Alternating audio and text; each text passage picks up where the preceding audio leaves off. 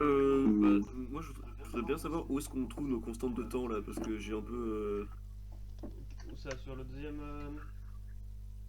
Non, non, par exemple, sur la fonction transfert 2, la 7 sur P facteur de P plus 1. Eh ben, le Là, P est facteur de P plus comme ça. 1, donc tu l'as dans le deuxième facteur, dans P plus 1. En fait, Et il y en a pas. il faut que tu factorises, tous tes termes par 1 plus T fois P. Et donc là, 1 plus P, bah T il vaut 1. C'est une constante de temps qui vaut 1. Une seconde. Ouais. Oui, non. Ouais. Oui. Je suis pas certain d'avoir bien compris. Bah, c'est ta favoriser, Romain. Alors, je vous mets le live. K sur 1 plus tau P, facteur de 1 plus tau de P. Vous avez accès au live là, c'est Euh, bon? je vais voir. Je vais voir. Ça charge. Ça charge aussi.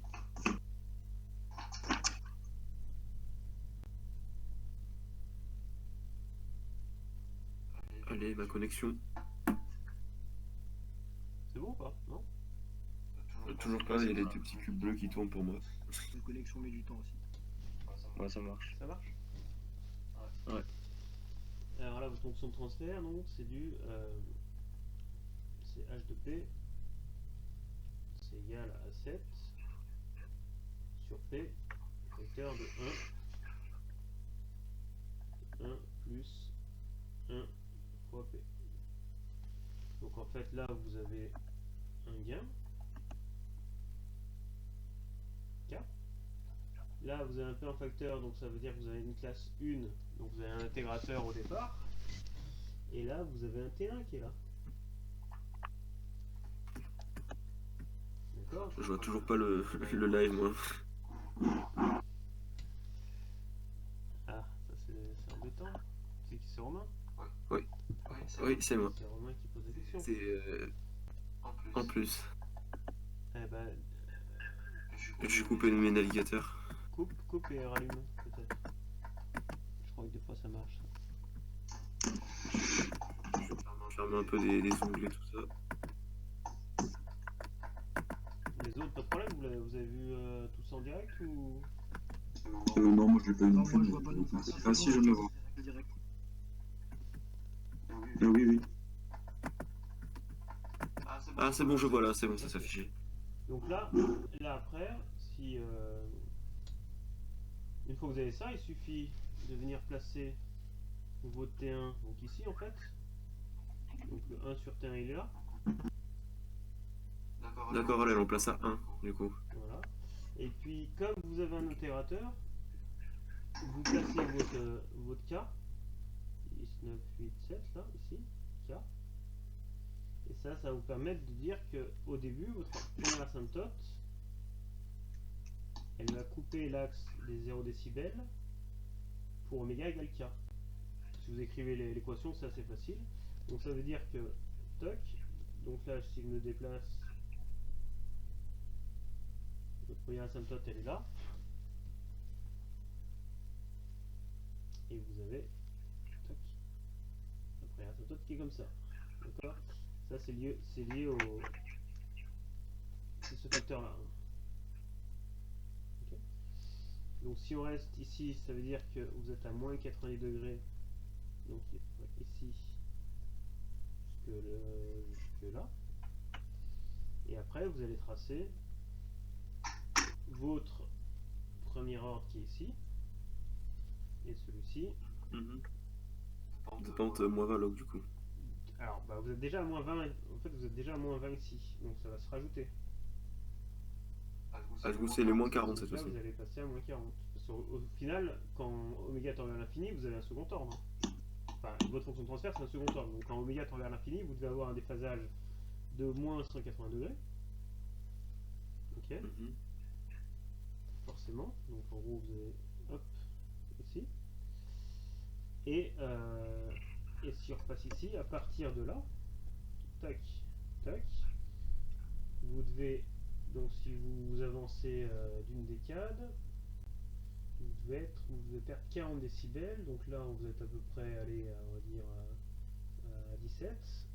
Donc 17, ça fait que vous êtes à moins 23. C'est ça, si je dis pas de bêtises. Là, vous êtes par là. Et donc là, vous pouvez tracer. Hop, hop, pardon. On va essayer de faire du très droit quand même. Et donc là, vous avez votre diagramme optique qui est tracé comme ça. Vous savez, D'accord. vous pouvez rajouter sur la phase,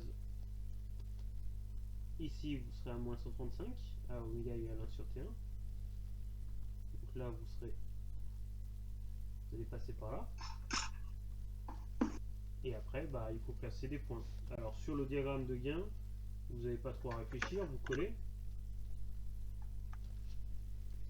Vous collez et puis vous décrochez juste au niveau de la pulsation de brisure, c'est-à-dire à 1 sur T1. Et après vous collez aux asymptotes. Et par contre, pour la phase, il faudrait venir placer des points par ici, là, dans cette zone-là. En calculant des valeurs. En calculant, prenez une valeur par exemple pour oméga égale 0,3, une valeur pour oméga égale 4 ou 5, quoi, ou même 3. Et après, vous pouvez tracer proprement votre courbe. D'accord. C'est bon? Oui, merci. Allez. Bonjour. Bonjour. Bonjour. Est-ce que vous avez des soucis ici? Lors du cours de l'exercice 2, personnellement, j'ai pas trouvé les bons résultats. Ouais. Est-ce que vous voulez que je vous montre Je veux bien. Ouais. Alors. Ouais. Tac.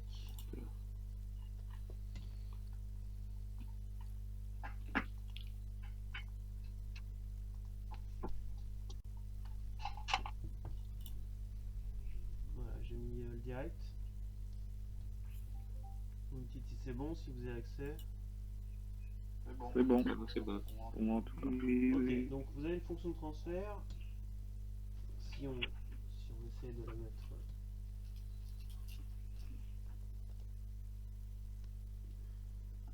Qui est déjà sous forme canonique. Hein. D'accord, vous n'avez pas de travail à faire. Donc en fait vous avez ça. P. Et si je veux essayer de bien écrire les choses, j'ai 1 fois P. Ok. Ça va me permettre de dire que je vais dans un premier temps devoir travailler avec ce terme-là. Ce terme-là où en fait j'ai un K qui vaut 7 et j'ai un alpha qui vaut 1. Et dans un deuxième temps, je vais travailler avec le second terme, enfin le second élément, où là, dans ce cas-là, par contre, alors j'ai un N qui vaut 1, d'accord, c'est un premier ordre, avec un T1 qui vaut 1. Ok. Donc dans un premier temps, vous allez placer déjà votre T1, votre T1 il est là, enfin, votre 1 sur T1, pardon. Vous allez, et ensuite vous allez placer votre intégrateur. Donc l'intégrateur, vous savez que vous allez avoir une pente de moins 20 décibels par décade sur le gain quand vous commencez, et que ce gain de l'intégrateur là, il va s'annuler, donc il va être à 0 décibels pour oméga égale 7. Donc oméga égale 7, c'est alors 10, 9, 8, 7, hop, donc là je place mon K. Ça je fais ça que quand j'ai une classe supérieure à 0. Donc c'est à dire que mon asymptote là, verte, elle va passer par là. Donc si je me déplace d'une décade vers la gauche, mon asymptote elle va passer par là puisque je suis monté de 20 décibels. Donc là je peux tracer ma première asymptote comme ça. Ok, avec une pente de moins 20 décibels par décade. Si je me place d'un point de vue de la phase, comme j'ai un intégrateur, je suis direct à moins 90 degrés jusque là. Okay. Dans un deuxième temps, je vais tracer donc mon premier ordre qui est l'illuminateur. Donc dans ce cas-là, je vais venir me placer donc, à partir d'ici.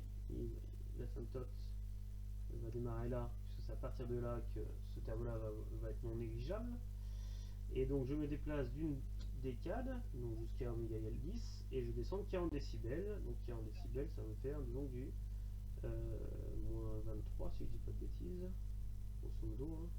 Donc je dois passer par là. Donc je trace mon asymptote en partant de là. Boum. Donc là j'ai mon diagramme asymptotique où là, donc là maintenant je suis à moins 40 décibels par décade. Et moins 40, je vois bien que j'ai une fonction de transfert au final qui est d'ordre 2. Donc quand oméga tend vers l'infini, c'est normal que j'ai une pente de moins 40 décibels par décade. Si je me place d'un point de vue de la phase, à ce niveau-là, j'aurai un déphasage de 180 degrés. Ok. D'accord. Ensuite, si je veux venir, tracer mon diagramme réel, je sais que je vais coller à l'asymptote ici. Hop, pardon, je suis avec le stylo. Donc là, je vais coller, je vais décrocher au niveau de la position de brisure, puis je vais venir recoller assez vite pour le gain. Pour la phase, je sais que je vais passer par un point à moins 135 degrés ici, pour oméga égale 1 sur T1. Et après, pour les autres points, il faudrait que je mette un petit... il faudrait que je calcule par exemple pour 0,3 et puis pour 3 par exemple, pour oméga égale 3. Et pour pouvoir tracer proprement un diagramme de phase qui aura a priori une allure comme ça. Et donc si je peux placer un point pareil. Donc un point par ici, là, par là, et puis un point par là, ça sera un peu plus propre. Ok. C'est bon. Oui. Ouais. Mhm. Je vous laisse avancer. Bon, tu m'as dit Guillaume, mais Ouais. 1 Bah, sur 30, oui. il faut faire apparaître 1 sur taux. Non, faut essayer de faire apparaître taux P plus 1. Donc tu te retrouves avec P facteur de 3 plus P facteur de 10 plus P. non, mais là-dedans il y a un terme en trop, non? Bah non, t'as ton P mais c'est pas classe. Attends, on va regarder le live. Vous y êtes là ou pas? Vous me dites? Oui, Ouais, ça fonctionne. je vois. Ok, donc en fait vous êtes sur une fonction de transfert. Ouh. Alors vous avez le 67,5 là qui a l'air un peu bizarre. En haut, il faut sortir le 0,4. Donc 0,4 c'est 2 cinquièmes. Il faut nécessairement le sortir? Bah oui, ça vous permet d'identifier Le T1, enfin une constante de temps ici. D'accord? Ouais. Ce qui est important, encore une fois, c'est de faire apparaître ce 1 en facteur. D'accord. Ensuite, Ce qui va nous être utile pour le passage au gain et avec. et oui, et ça vous fait identifier, Ça ira plus ça vite, vous quoi. permet d'identifier surtout la constante de temps au numérateur. Et au dénominateur, vous voyez assez vite que vous avez un P qui peut arriver en facteur, ok, et un 30 Ouais. qui arrive en facteur. Et ça vous permet de faire apparaître un 1 plus 13 sur 30 P plus 1 sur 30 P au carré. Ok. Ok. Ouais. Et donc là, la dernière chose à bien voir, c'est que au dénominateur, le second ordre, et a priori, il a des racines réelles. Ouais. Ouais. Donc, alors, si on fait un petit peu de simplification, 67,5 fois 2, ça fait du quoi? Ça fait du 120, 135. 135 divisé par 5, ça fait quoi? Ça fait du... Ça fait 27. 27, merci. Donc 27 divisé par 30, ça fait 0,9 ça. Ouais. Donc, Ouais. au final, vous avez un gain de 0,9. Vous avez au numérateur un premier ordre. Et au dénominateur, vous avez du P en facteur. Et là, vous voyez assez vite que vous avez du 1 sur 3p, facteur de, pardon, de 1 plus 1 sur 10p. Et comment on le voit ça? Ah bah tu factorises ton... Si tu mets dans la calculatrice et tu trouves les racines. Ouais, ou tu... Après, vous voyez, regardez, quand on factorise, quand vous voyez votre terme, là, ça c'est le produit des deux constantes de temps, et ça c'est la somme des deux constantes de temps. Vous voyez 30, vous voyez 13, 13 c'est 10 plus 3, 30 c'est 3 fois 10. Si vous réfléchissez un petit peu, vous les trouvez tout de suite. Autrement, bah, il faut factoriser, hein, calculer les racines et trouver les inverses. Moi, ce que je fais généralement, je calcule pas les racines, mais je dis, je préfère travailler comme ça. Ça, c'est T1 fois T2. Ouais. Et ça, c'est T1. C'est les relations au coefficient racine. Ouais. Ouais, mais si vous faites, plutôt que de calculer votre discriminant et vos racines avec moins b plus ou moins racine de delta sur 2, là, vous faites ça, et ça vous fait un système de deux équations, et en fait, ça, vous irez un peu plus vite. Vous n'aurez pas en fait à transformer vos racines en constante de temps. Bon, c'est pas grand chose, hein, mais ça fait gagner un petit peu de temps. D'accord? Donc là, maintenant que vous avez ça, vous avez identifié un gain K, un alpha qui vaut 1, et là vous avez alors une constante de temps, donc vous avez 3, 10 et 2 cinquièmes. Donc vous dites que ça c'était 1. T1, là après vous avez ça, T2 et T3. Pourquoi? Parce que a priori vous avez 1 sur T1. Alors après l'indice on s'en fiche un peu, hein. Mais ce qui est important après c'est de bien les ranger. 1 sur T3. Donc là il va falloir dans un premier temps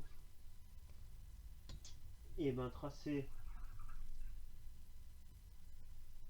ça. Donc pour ça il va falloir placer votre K ici à 0,9. Donc le K il est là. Hop, K.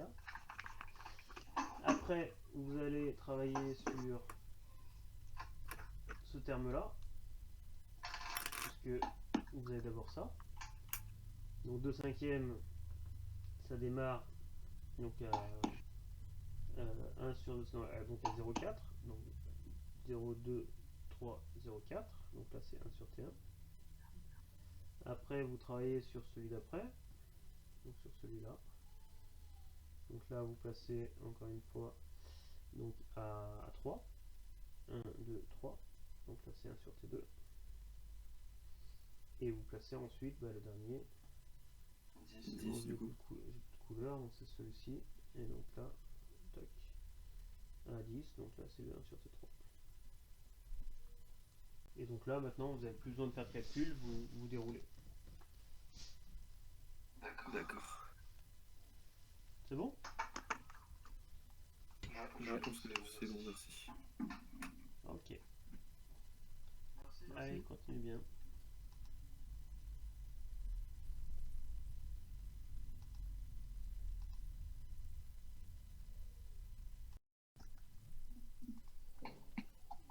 Est-ce que vous êtes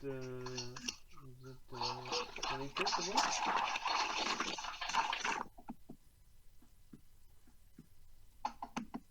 Alors, vous avez une fonction de transfert d'ordre 1 avec un ordre 1 aussi au numérateur. Donc, quand on voit ça, qu'est-ce qu'on fait? On commence par... Désolée, moi j'entends très mal. Tu m'entends très mal. Alors, peut-être parce que déjà, Eva, peut-être que tu pourrais couper ton micro quand tu parles pas, parce que ça fait du bruit, non? Est-ce que ça va mieux, Chloé? Tu m'entends? Tu m'entends pas?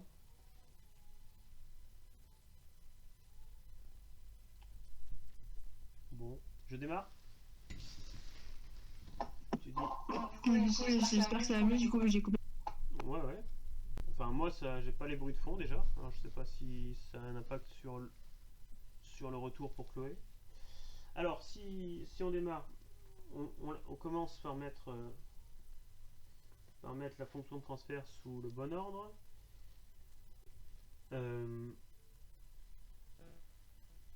C'est bon là ou pas?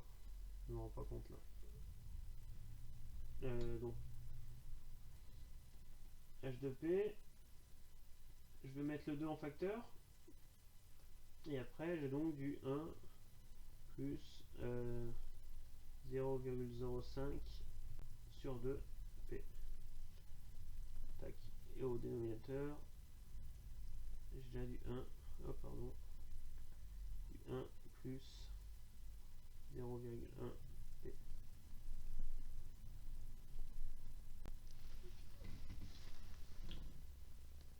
Ensuite, vous avez donc ici identifié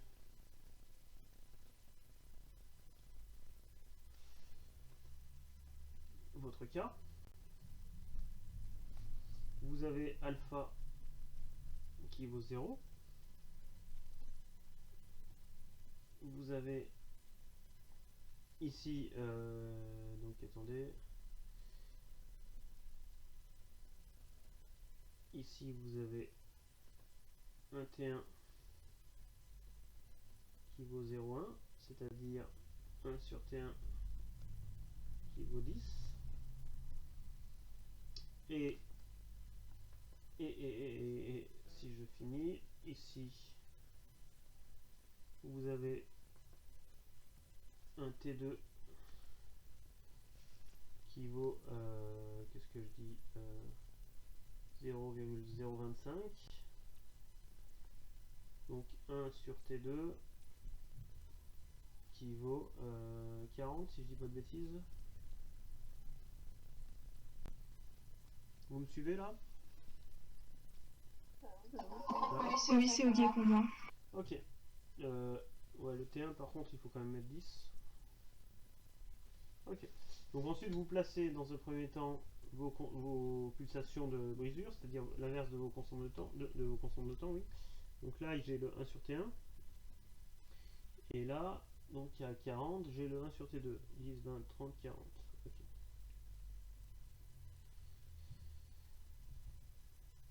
Et après, vous tracez vos asymptotes. Donc vous commencez par tracer ce qui est lié au gain. Donc 20 log de 2, ça fait 6. Donc 6. Donc là, je peux le tracer directement là. Hop, jusqu'à 1 sur T1. Tac. Sur la phase, hop, vous partez à 0 degré. Comme vous avez une classe nulle. Et ensuite, vous avez tout d'abord le terme qui est lié au dénominateur, puisque 1 sur T1 est avant. Donc là, vous commencez par perdre 20 décibels par décade. Donc là, vous êtes à 6. Si j'avance d'une décade, je serai à moins 14. Donc je serai là. Donc je trace ici. Tac. Ici, je perds 90 degrés. Jusqu'à là. Tac. Et ensuite, je trace la dernière. Donc, si je suis ici, donc à partir de là, toc, toc. Et donc là, moins 20 plus 20, bah, je vais avoir une asymptote horizontale. Tac. Et ici, donc je vais regagner.